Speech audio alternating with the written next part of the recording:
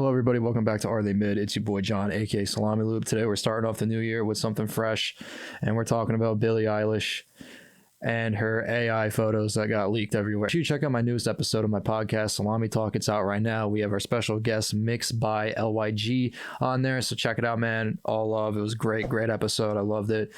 Show your support. Make sure you leave a review and everything. Make sure you like, share, subscribe. Enjoy the content. I love all of you guys. Thank you all for watching. Without further ado, let's just jump right in. So coming up at number 3, we have Billie Eilish's first EP called Don't Smile at Me, right? Yeah, Don't Smile at Me. I had a brain fart. Oh, this whole EP is basically just lo-fi bedroom pop primarily.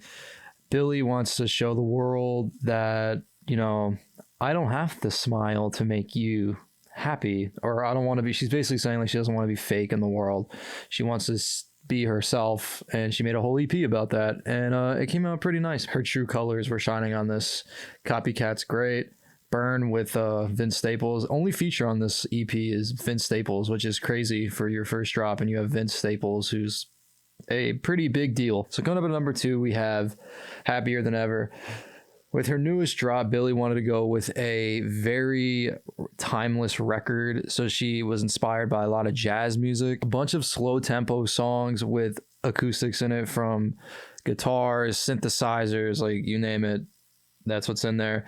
Production on this album, I really don't know much about the production on it, but I do know that her brother, God, I can't pronounce his name, Francis something, helped write a lot of the songs on this album and the next one that we're going to get into. I think he helped write like all of her songs, and yeah, they're deeply bonded, so I thought that was pretty cool. So kind of like Eminem and his Marshall Mathers LP, this album is basically targeting young females, like I want to say celebrities. I'm just going to say young female entertainers that are in the entertainment business and all the problems and struggles that they face in there, from love, heartbreak, misogyny, fame, just all that. It's kind of like what Eminem did when he first got caught up with fame, and if you haven't seen my Eminem video, check it out. It also deals a lot with post-celebrity self-consciousness, so like you're constantly doubting yourself like SZA did with SOS, but Billie took it to a whole other extreme, and she kind of just threw in a bunch of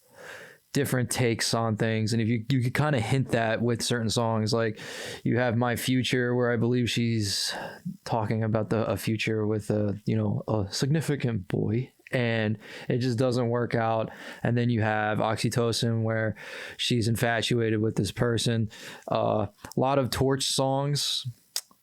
You know, I didn't know the definition of that until I had to look it up, but apparently there's a lot of Torch songs in here. So basically what that is okay, let's pretend that I'm holding a torch and the torch just decides to break up with me, but I still love that torch. That's what a Torch song is, and that's what a lot of this album is. Great album though. Great album. It's an amazing album. I highly recommend it. But it's very, like, it has some touchy subjects in there, and I mean, it's not bad, but it's definitely not for everybody. It definitely takes a special listener or just a special person, and unless you just love this kind of music. But it's a great album, but like I said, it's not for everybody. It did win 4 Grammys, I believe, at the 2021 Grammys, if I'm saying that right. You can fact check me in the comments, but yeah, I got like Record of the Year and a few other, probably Album of the Year.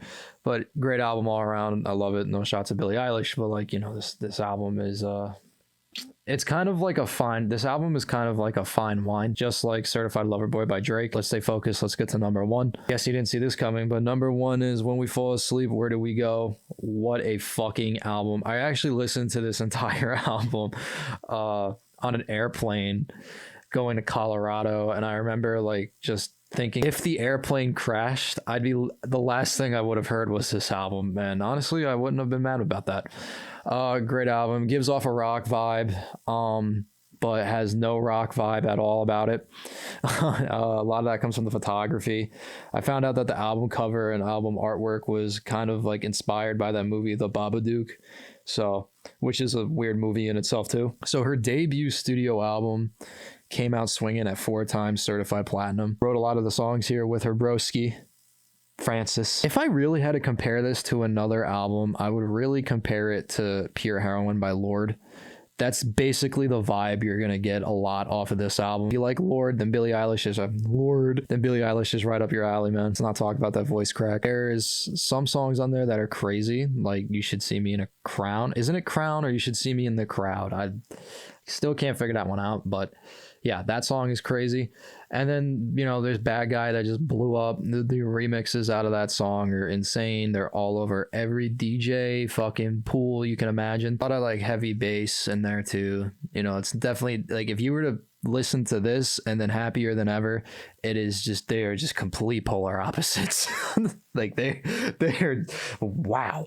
Because like, you know, you have Happier Than Ever, where ironically the songs on that are not happy at all. It's actually about like really sad subjects. But then you have When We Fall Asleep, Where Do We Go? And the subjects on this have a lot of different like harsh and more in your face things like mental health, drug addiction, suicide, you know, heartbreak. There's a common. Yeah, it's definitely very touchy, if I would say so to self, but I digress. It's still a great listen. I love listening to all different kinds of music. And honestly, when I first started listening to Billie Eilish, I was kind of like, oh, I'll give her a try. And then I listened to her, and now it's like, Billie, if I see you on stage, I will literally cry and I will start bowing to you. So if I had to give Billie Eilish a rating after I just said that I'd bow to her, I'm just going to flat out say it. I'm going to give her a 7 out of 10 because her music is definitely not for everybody. Like I said with Lord, like her music is not, well, Lord is different, but yeah, Billie Eilish's music is definitely not for everybody. And a lot of artists I see coming out now that are just different and they just get labeled under that alternative genre. It can be anything. Alternative can be pop, rock. It's a whole mix of shit, and people just don't have the time to fill it out. So it's there. And I feel like that's probably giving her a bad rep because then people compare it to a pop star, because literally Happier Than Ever, the album cover just looks like a Taylor Swift kind of vibe, but it's definitely not. She just does not have like the great status. But then again, like she's just coming out, like she's been making music for a really long time, and we are just into like her. She only has like 3 albums out. Like we really can't make any big prediction off of this. Like this is subject to change really quick. So this has been Are They Mid with Billie Eilish. I really wanted to do this one sooner, but I like kept forgetting. So like here it is, starting off 2023 with fucking Billie Eilish. Make sure you check out my podcast Salami Talk. Make sure you leave a review. Make sure you like, share, subscribe. Check out my project mids. Check out my other Are They Mids. And yeah, without further ado, I'll see you guys in the next one. Peace.